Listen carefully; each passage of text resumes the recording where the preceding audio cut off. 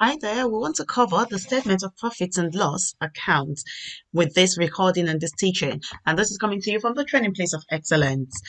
We are going to be using a trial balance, which we have used to set out an extended trial balance in a separate recording or in a separate teaching. And in this case, we want to use this to now set out our statement of profit and loss account. And that is for Malta and Co. And we know that our profit and loss account picks up our sales, that is to say your income or revenue, and your expenses. So we'll have the sales, we'll then pick up on the cost of sales, which we expect you to know the formula for cost of sales, which is your opening inventory or opening stock, you plus your purchases, and you less your closing inventory.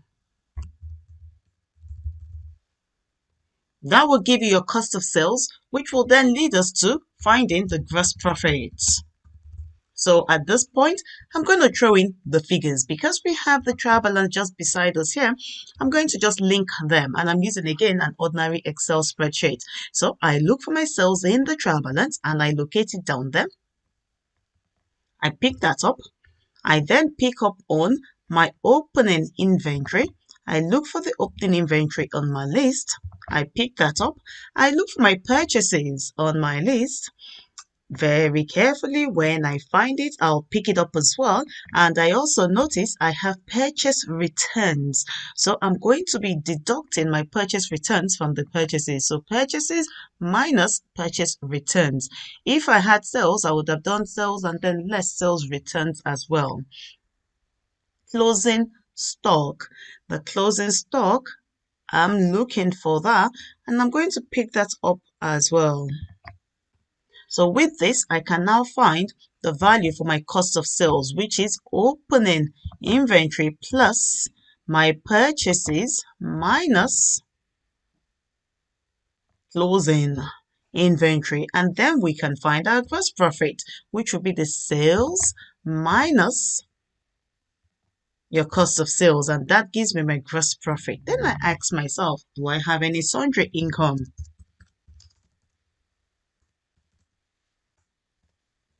If you have any sundry income, you're going to pick that up. And in our case, we have bank interest received.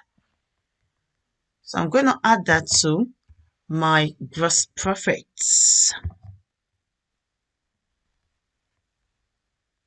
So I'm just using basic formulas here, just plus minus, on an Excel spreadsheet.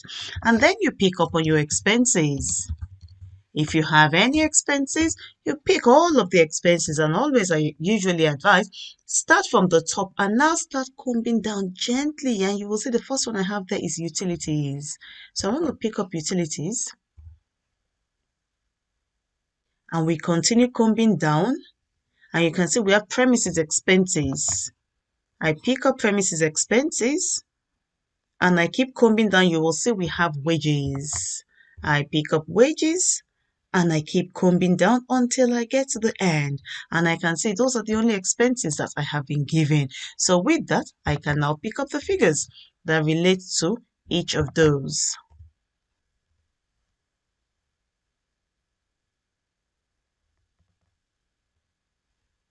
And as I'm doing this, I'm kind of trying to do a quick sweep to see if, and hopefully, I have not missed out any of the variants that should be going into the statement of profit and loss. I can now pick up my total expenses and I will deduct that from the gross profit.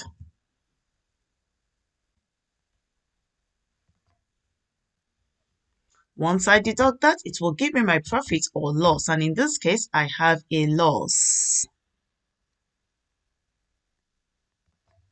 A loss for the year.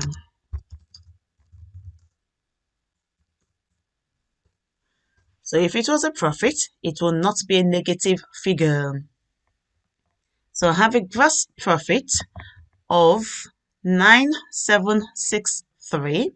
I have a loss overall of 3,165, and that is my statement of profit and loss.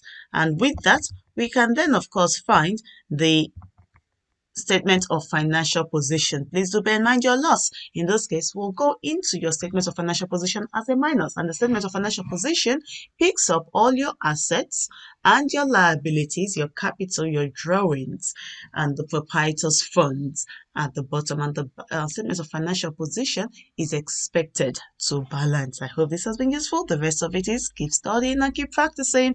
And don't forget to follow us on all the social media platforms where we try to post up articles and recordings and teachings and blogs just to help you in your course of studies. Adios.